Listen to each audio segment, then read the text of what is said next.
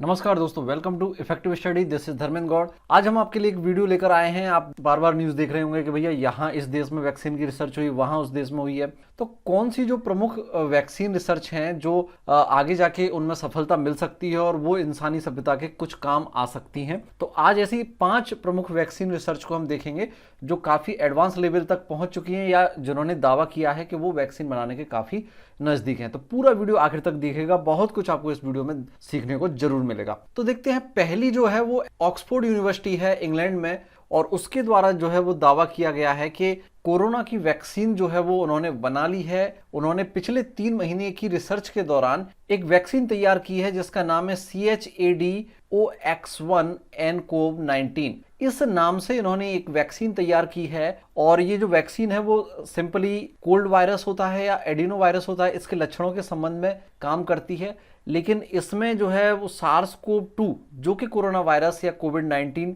का एक कारण है, उसके लक्षणों को, उसके आनुवांशिक लक्षणों को इसमें शामिल किया गया है, उसके साथ रखा गया है और उसको मद्देनजर रखते हुए इस वैक्सीन को तैयार किया गया है। इसमें बेसिकली क्या होता है कि हमारी जो बॉडी है उसमें जब कोरोना वायरस जाता है, कोरोना वायरस का जो प्रोटीन है स्पाइक प्रोटीन, उसकी पहचान करती है वैक्सीन और उस पर प्रहार करती है। तो ये जो वैक्सीन है वो जानवरों पर इसका परीक्षण किया जा चुका है। अभी हाल ही में बंदरों पर इसका परीक्षण किया गया, काफ़ी हद तक ये परीक्षण सफल रहा है। अब देखिए इंसानों पर परीक्षण किया जाएगा, और कोई भी वैक्सीन यदि जब तक पूरी कंप्लीट रिसर्च नहीं हो जाती तब तक कहा नहीं जा सकता कि वो सफल होगी या नहीं, क्योंकि ऐसी काफ़ी सारी वैक्सीन है जो जानवरों तक सफल हुई हैं लेकिन इंसानों पर जाके वो फेल हो चुकी हैं। नेक्स्ट रिसर्च है अमेरिका की मैसाचुसेट्स शहर में एक बायोटेक कंपनी है मॉडर्ना। वहां पर national institute of allergy and infectious disease के साथ मिलकर, ये जो कंपनी है मॉडर्ना, इन्होंने मिलकर आरएनए पर आधारित एक वैक्सीन तैयार की है जिसका नाम रखा है इन्होंने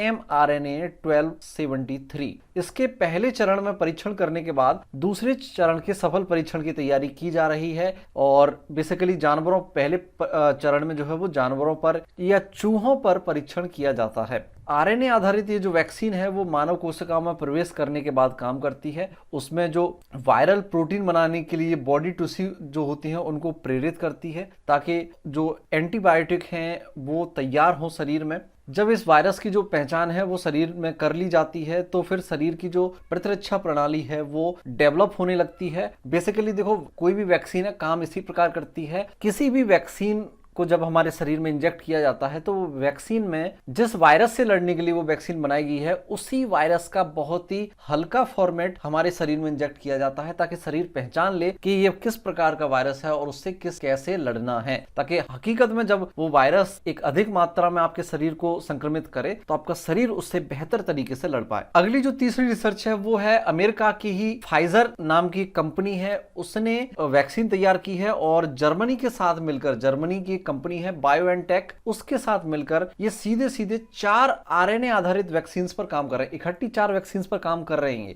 जिसमें से एक वैक्सीन है BNT162। क्या नाम है इसका? BNT162। आपके कॉम्पिटिटिव एग्जाम के लिए वैक्सीन के नाम काफी महत्वपूर्ण रहेंगे क्योंकि ये काफी आगे तक ये वैक्सीन पहुंच चुकी हैं, चर्चित वैक्सीन है, तो आपको इनके नाम भी नोट डाउन कर लेने हैं। तो इस वैक्सीन को जो है वो एक मैसेंजर आरएनए पर आधारित डिजाइन किया गया है। इसका जो परीक्षण है वो अमेरिका में चल रहा है। 360 वॉलंटियर जो है वो इसके वैक्सीन के ट्रायल के लिए आगे आए हैं और उन पर जो है वो ट्रायल किया जा रहा है। चौथी महत्वपूर्ण है, एक बीजिंग में है सिनोवैक बायोटेक। वैसे तो चाइना में 3 प्रमुख जो वैक्सीन ट्रायल हैं वो चल रहे हैं, लेकिन सबसे इंपॉर्टेंट है ये सिनोवैक बायोटेक का जो कि बीजिंग में है, और इन्होंने बंदरों पर इस वैक्सीन का सफल परीक्षण कर लिया है, ऐसा चाइना ने दावा किया है। शोधकर्ताओं ने इस वैक्सीन को नाम दिया है पीकोवैक नाम दिया है और उसको बंदरों में इंजेक्ट किया है उन्होंने, और चीनी बायोफार्मास्यूटिकल कंपनी है सिनोवैक बायोटेक, इसके द्वारा इसको बनाया गया है। तो देखते हैं अब आगे इसका इंसानों पर परीक्षण क्या रहता है और इसमें कितनी सफलता मिलती है, ये